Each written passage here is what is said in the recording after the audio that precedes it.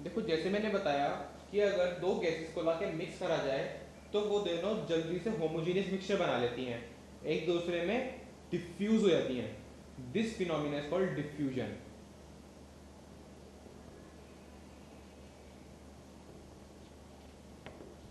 ठीक है, मतलब कि ऐसा फिनोमिना जिसमें दो या दो से ज्यादा गैसेस एक दूसरे में इंटरमिक्स हो जाए, दिस इज डिफ्यूजन। इसको ऐसे भी कह सकते हैं कि अगर गैस की क्वांटिटी, दो क्वांटिटीज ली, उनको मिक्स करा तो दोनों एक दूसरे में डिफ्यूज हो जाएंगी, दोनों एक दूसरे में इंटरमिक्स हो जाएंगी। जैसे होती है diffusion, similar the case for effusion, another phenomena. Effusion, effusion क्या होती है? Suppose I have this beaker, this close container, इसमें मेरे पास एक गैस है। अब सपोज मैं इस कंटेनर में एक होल कर देता हूं वाया पिन, तो गैस इसमें से इफ्यूज होने लगेगी, बाहर आने लगेगी। This process called effusion. क्यों? क्योंकि गैस की क्वांटिटी, गैस की कंसंट्रेशन इस बीकर में ज्यादा है as compare to the concentration outside the beaker. तो दैट इज वाई गैस की टेंडेंसी होगी कि गैस बीकर के अंदर से बाहर एस्केप करे, और दिस प्रोसेस कॉल्ड इफ्यूजन। अब डिफ्यूजन और इफ्यूजन, इनके कुछ रेट्स भी होते हैं। सीधी सी बात है कि जैसे जैसे गैस इसमें से बाहर आती जाएगी तो अंदर गैस कम होगी और बाहर गैस इंक्रीज होती जाएगी। तो इसके वजह से क्या होगा, गैस की जो टेंडेंसी होगी बाहर जाने की वो भी ग्रेजुअली रिड्यूस होगी। क्यों? क्योंकि अब गैस को लगेगा कि बाहर मेरी क्वांटिटी बढ़ रही है और अंदर कम है, तो वो रेट, उसका जो है स्पीड, जिस रेट से गैस बाहर जा रही थी, that reduces. Similarly for diffusion, अगर मैंने दो गैसेस मिक्स करी, सपोज मेरे पास एक ये सेटअप है, इस सेटअप में आई हैव ए नोजल।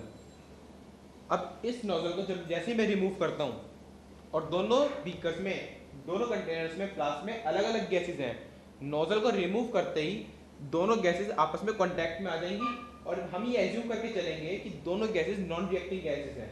तो इसका मतलब क्या हुआ, जैसे दोनों कांटेक्ट में आएंगी रिएक्ट तो करेंगी, एक दूसरे में डिफ्यूज करेंगी। प्रोसेस पढ़ा ना हमने, डिफ्यूजन। तो उसके वजह से क्या होगा, इसकी गैस इसमें भागेगी और इसकी गैस इसमें भागेगी, दोनों में मिक्सिंग ऑफ गैसेस शुरू हो जाएगी। और वही फिर कुछ टाइम के बाद जब लगेगा उनको कि हमारी कंसंट्रेशन दूसरी साइड बढ़ती जा रही है और ओरिजिनल साइड कम होती जा रही है, तो वो रेट उनका फिर कम होने लग जाएगा। तो इसमें हम कह सकते हैं कि rate of effusion and diffusion gradually decrease as, जैसे प्रोसेस स्टार्ट होगा वैसे ही ये रेट काफी हाई होगा, लेकिन उसके बाद ग्रेजुअली डिक्रीज होना शुरू हो जाएगा। इसके एक तो फॉर्मूले होते हैं, रेट ऑफ डिफ्यूजन या effusion is directly proportional to 1/√d। इसको हम कहते हैं ग्राम्स लॉ ऑफ डिफ्यूजन या फिर इफ्यूजन।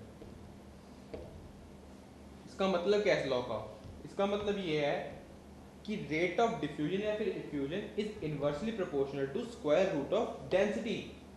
यहाँ पे डेंसिटी की बात हो रही है कि जितनी ज्यादा डेंसिटी, जैसे मैंने कहा था कंसंट्रेशन, तो इसको यहाँ पे डेंसिटी से कंपेयर करेंगे, डेंसिटी से रिप्रेजेंट करेंगे। जितनी ज्यादा डेंसिटी होगी रेट ऑफ इफ्यूजन उतना ही कम होगा। इसका मतलब क्या होता है? तो इसका मतलब क्या हुआ कि डेंसिटी जैसे जैसे इंक्रीज करेगी रेट ऑफ इफ्यूजन डिक्रीज करेगा। Basically it is inverse relation. तो अगर दो रेट्स को कंपेयर करना है, जैसे R1 और R2, तो इसको हम कैसे रिप्रेजेंट करेंगे? Root of D2 by density of D1। ठीक है। अच्छा, एक और रिलेशन होता है कि rate is directly proportional to pressure. जितना ज्यादा गैस का प्रेशर एक साइड पे होगा वो उतनी ज्यादा स्पीड से दूसरी साइड इफ्यूज या फिर डिफ्यूज करेगी। ठीक है, तो हमारे पास नेट रिलेशन क्या हुआ? रेट इज इक्वल्स टू या फिर directly proportional to pressure over root of density. This is our Graham's law of effusion या फिर डिफ्यूजन। अब इन पे बेस्ड एग्जांपल देखते हैं। Example number 21